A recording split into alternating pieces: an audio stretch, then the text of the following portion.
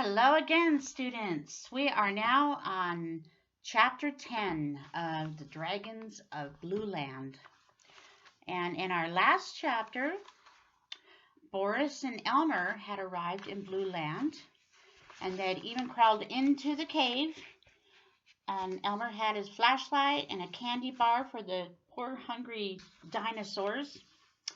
And then he told them about his plan. That we don't know exactly what it is yet, but we know some of the equipment he brought along and that he's going to use.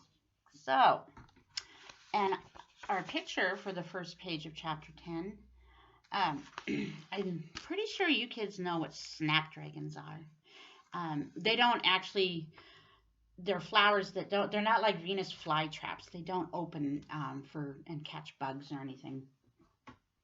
But when you look at a snapdragon and you squeeze the sides, kind of open their mouths like a dragon. So it's a cute little name. And they incorporated those into our story. Well, let's go ahead. Boris, Boris, whispered Elmer from under the snapdragon bush. Are they all right? What happened? What's happened? Nothing happened. Everyone's all right, and we're ready to go. I couldn't see the net, but we'll hope for the best. Did you say one of the men is called Frank? Yes, I heard them mention a Frank and an Albert. Good. I'll meet you here afterwards. I told your family you'd have to take me back and that you'd find them near here someplace. Fine, said the dragon. I can't wait. All right now, I'm going back. Remember, as soon as you hear my cap pistol the third time, you're to make as much noise with the horn and whistle as you possibly can. Elmer turned back down into the tunnel and hurried to the big cave. Everyone was ready. Boris will be at your signal, he explained. As soon as you hear him blowing his horn and whistle, you're all to blow as hard as you can in every direction. I'll yell, Boris, when it's time to charge, but look carefully at the net before you try to pass by. I don't know where the opening will be. Ready? Whispered Elmer, his heart pounding so hard he was sure it must echo through the cave. Ready, whispered the 15 waiting dragons.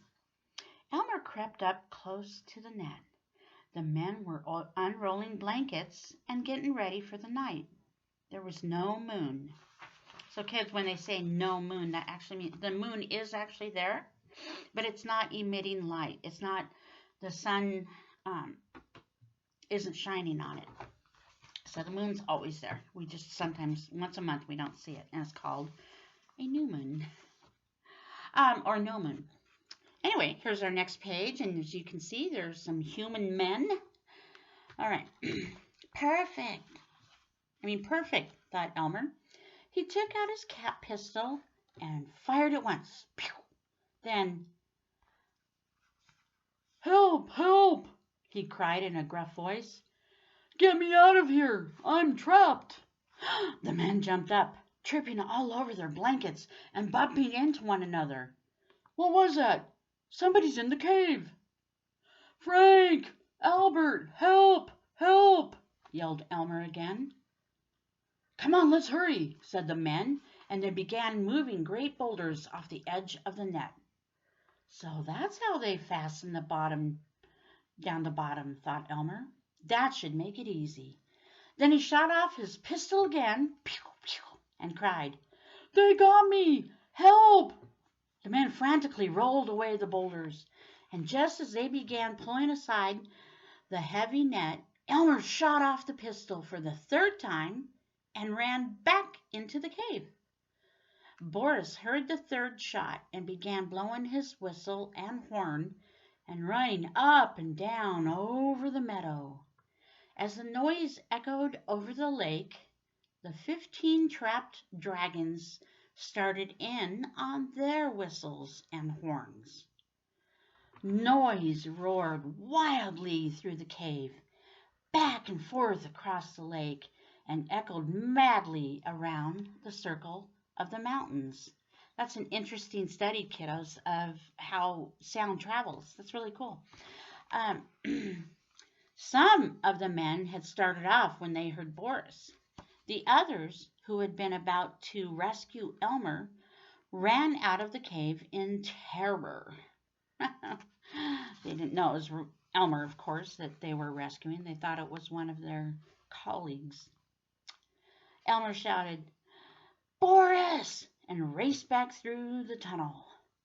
The 15 dragons surged toward the entrance.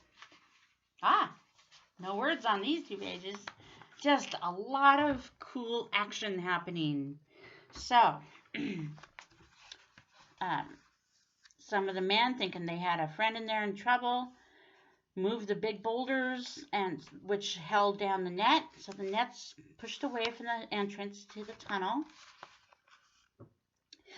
And here they all are with their horns and their whistles, making all kinds of crazy sounds. And the sound is echoing all around this mountain valley and across the lake. And these men are terrified. They have no idea what's going on. All they know is there's a bunch of noise. I love that this story was able to solve a dilemma without using any kind of violence. Just, making some fun noises. He found where the men had pulled aside the net and poured through the opening, trampling out the campfire as they came. Into the sky they zoomed, the dinosaurs, still blowing their whistles and horns. Want to try to blow whistles and horns with me, kids? If we were in class right now, that's what we would do. So let's do horns first. All kinds of horns, and then whistle. Oh, my dog just got happy when she heard my whistle. Anyway, so if you want to do a little horn blowing and whistling, go ahead. But I'm going to finish the chapter.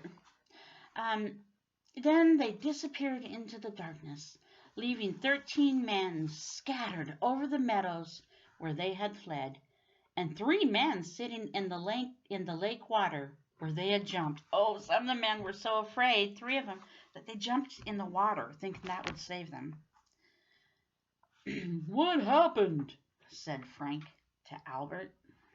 So that is the end of chapter 10. We have one more chapter to go. All right, so next video, that's what we're going to listen to. All right, see you then, kiddos.